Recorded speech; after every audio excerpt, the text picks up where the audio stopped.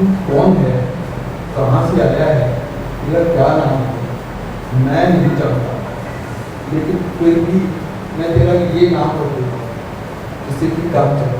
ठीक है, ये तो अच्छी बात है, जिन लोगों ने शुरू किया होगा वो अच्छी बात है, लेकिन इतने विवेकपूर्ण पिता आजकल कहाँ मिलते हैं। हर पिता को ये प्रश्न पूछना चाहिए, कहाँ से आया है, कैसे आ गया है। ये प्रश्न कोई नहीं पूछता, क्योंकि बच्चा पैदा होते ही हम उसे अपना मान लेते हैं, जबकि हर बच्चे के पैदा होने पर 1 घंटा मैं सोचता हूँ विस्मय ध्यान होना चाहिए, विस्मय का ध्यान होना चाहिए, विस्मित होकर उसको देखना चाहिए वंडरफुलनेस में। ये क्या है, ये कहाँ से आ गया है, ये अजीब सी चीज़ जो जिंदा भी है, सांस भी लेती है, अभी तक नहीं थी, अब संसार में आ गई। विस्मय विमुग्ध होकर, और फिर काम चलाओ, कोई भी नाम उसको दिया जा सकता है। हम विस्मित होते ही नहीं, हमको लगता मेरा बच्चा पैदा हुआ, किसी का कोई बच्चा नहीं, सब व्यक्ति केवल माध्यम है, लेकिन हम कन्विंस्ड हैं कि मेरा बच्चा है। उस कन्विंस होने से ही सारी बात गड़बड़ हो जाती है। तो फिर हम अपना नाम देने की कोशिश करते हैं कि जो हमारे कुल का नाम होगा या कोई नाम होगा, और ये असंभव नहीं है। देखिए, जो कॉन्शियसनेस है उसमें बड़ा ट्रांसफॉर्मेशन हो रहा है, और जो बच्चे भी आ रहे हैं अब वो भी थोड़े से इवॉल्व्ड आ रहे हैं।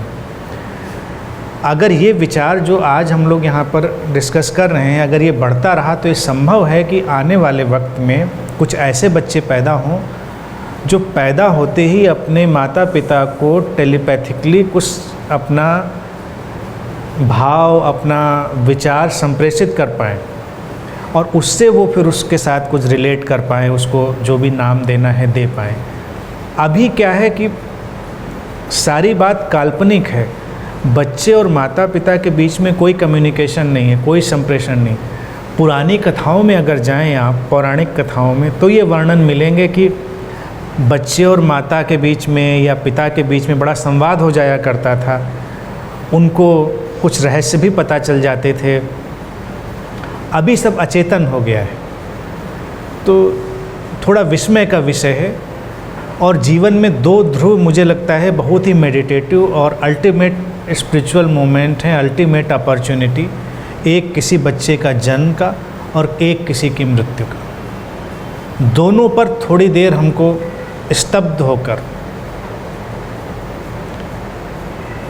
खड़े रह जाना चाहिए। बच्चे के जन्म में हमने शोरगुल का प्राविधान कर दिया है कि पैदा हुआ तो सब और हल्ला गुल्ला शुरू, किसी की मृत्यु हुई तो रोना धोना शुरू। हम थोड़ी देर खामोश होकर देख सकते हैं कि ये व्यक्ति मृत्यु पर अगर देखें, जो था कहाँ गया, क्या खोया, क्या था जो बिखर गया, कौन सी यात्रा खत्म हुई या शुरू हुई हम नहीं जानते। एक विस्मित होने का और एक बच्चे के ऊपर, दोनों एक ही सिरे के 2 विस्तार हैं, क्योंकि जो जन्म के समय घटना है वही मृत्यु के समय।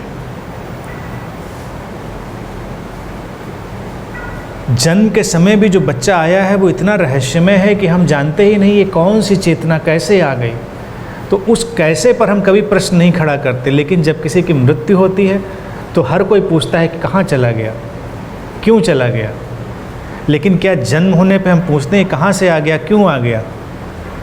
हमको लगता है इसको तो आना ही चाहिए था, ये तो आना ही था। तो ये दोनों चीज़ें बड़ी इम्पोर्टेंट हैं। जो आप कह रहे हैं बड़ी अच्छी बात है, मुझे इसका ज्ञान नहीं था कि ये नामकरण संस्कार में ये बातें लोग बोलते हैं, लेकिन अगर ये बातें बोली जाती रहीं तो बड़ी खूबसूरत हैं।